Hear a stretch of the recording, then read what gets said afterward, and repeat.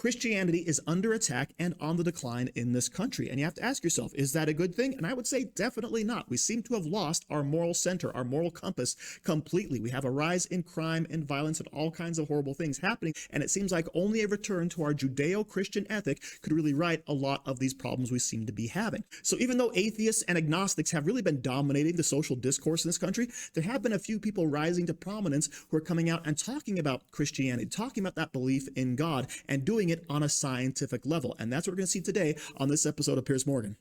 The Big Bang Theory. So why would that lend support to a theory of a God? Well, right.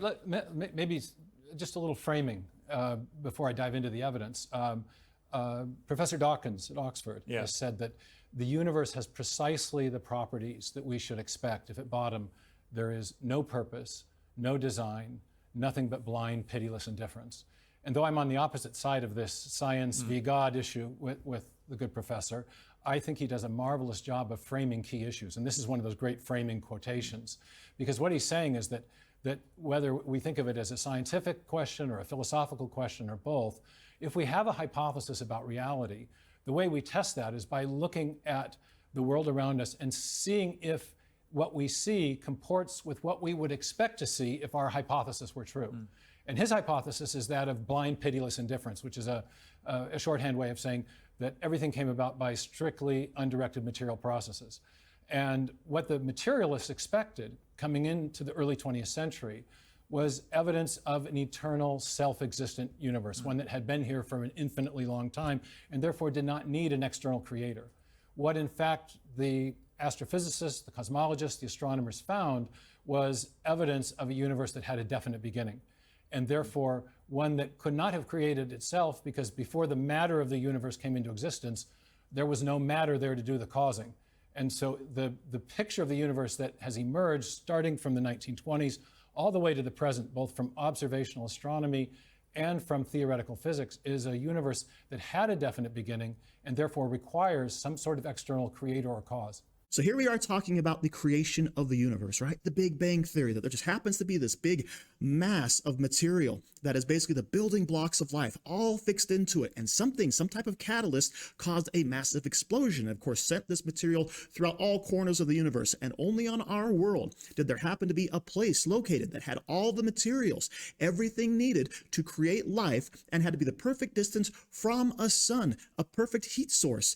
All of this stuff is total indifference and just mere coincidence that we happen to be the lucky spot, the lucky place where, of course, life can flourish. Now, not only is this mathematically improbable, you have to go back to where it all started.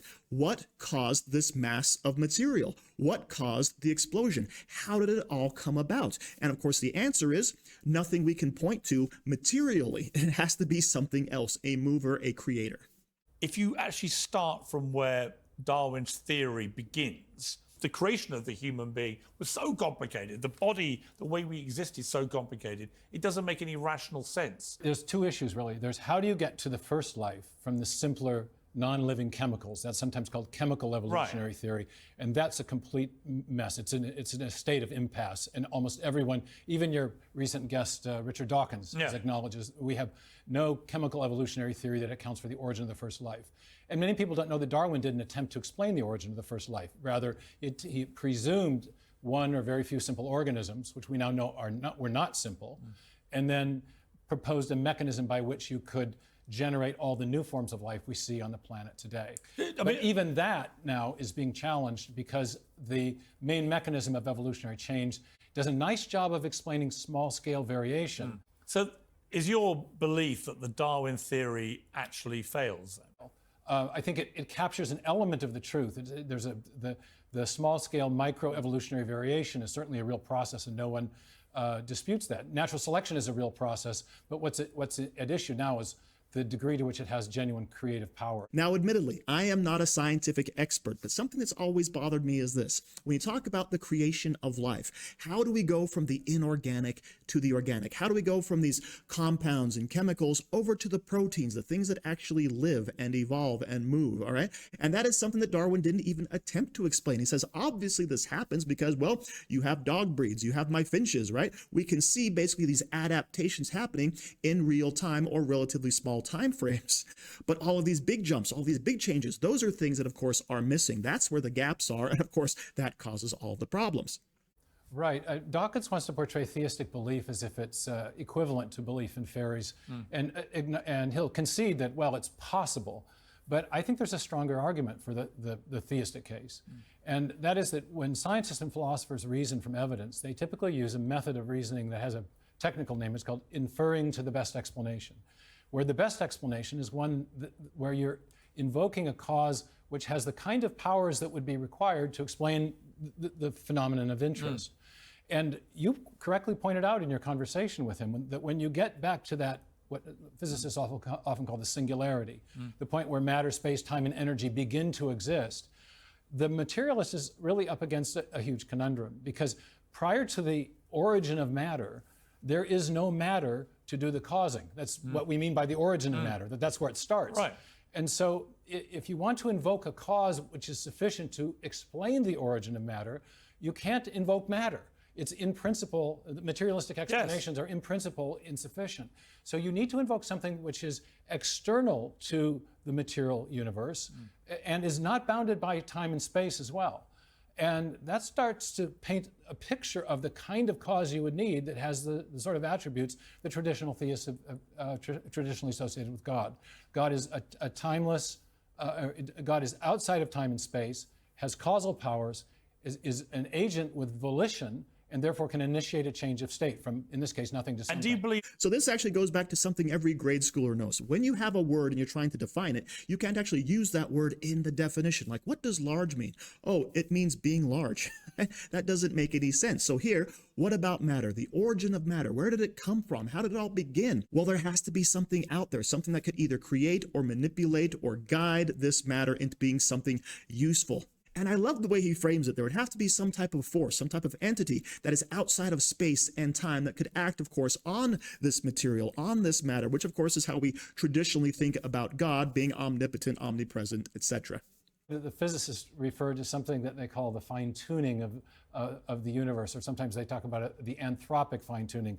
The idea is that the most fundamental parameters of physics fall within very narrow ranges or tolerances, outside of which we have discovered life would not be possible. Even basic chemistry would not be possible. So the force responsible for the expansion of the universe, called the cosmological constant, is fine-tuned. An accepted value is to 1 part in 10 to the 90th power. So a smidge faster or slower in that expansion, and you either get a heat death of the universe or you get a big crunch, a great black hole. In either case, life is not possible. That's just one of many parameters that fall within that kind of a sweet spot. So sometimes the physicists do talk about are living in a Goldilocks universe.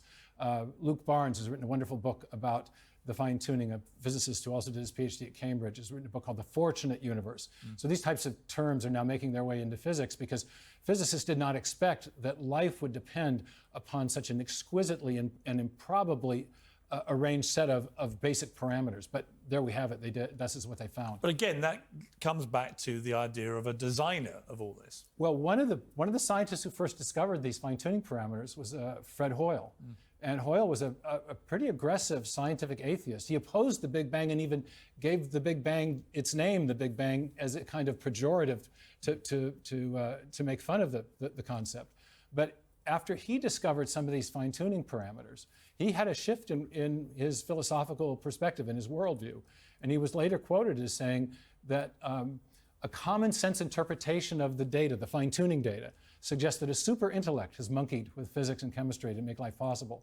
And I would say I love the way the monkeys always make it into the origins discussion, even if it's in physics. Always goes back to monkeys. Always monkeys, either at a typewriter or something. So we're back to that concept I had talked about earlier, that fine-tuning, that everything had to be absolutely perfect. All these parameters had to line up exactly, otherwise life would not exist. It would be destroyed, it never would have happened, something along those lines. Yes, the universe is incredibly finely tuned against all odds to make life possible. But the explanation for that is not that there was a cosmic fine-tuner, an intelligence who set the universe up so that life would be possible, but rather that there's a billion or gabillions of other universes out there that have different combinations of these different settings of these different parameters, and that ours just happens to be the lucky one. And the reason that we have life in our universe is not that it was designed for life, but rather there was a kind of giant cosmic lottery that is responsible, and that life must have arisen somewhere. And again, we just happen to be in the lucky universe. Oh, and my response. Yes. Yes, right.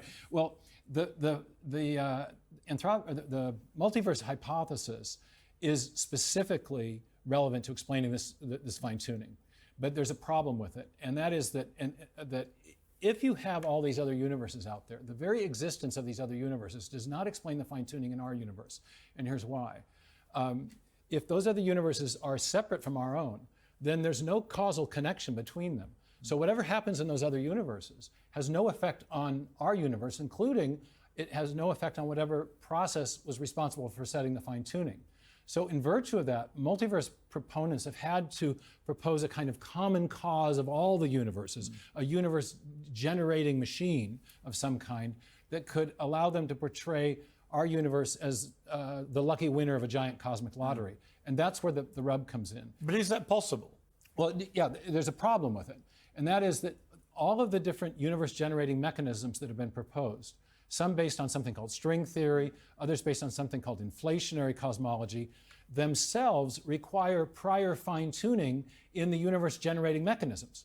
And so you explain the fine-tuning in this universe by invoking a universe-generating mechanism, but that mechanism in turn has to be finely tuned, and so you're right back to where you started without an ultimate explanation for fine-tuning.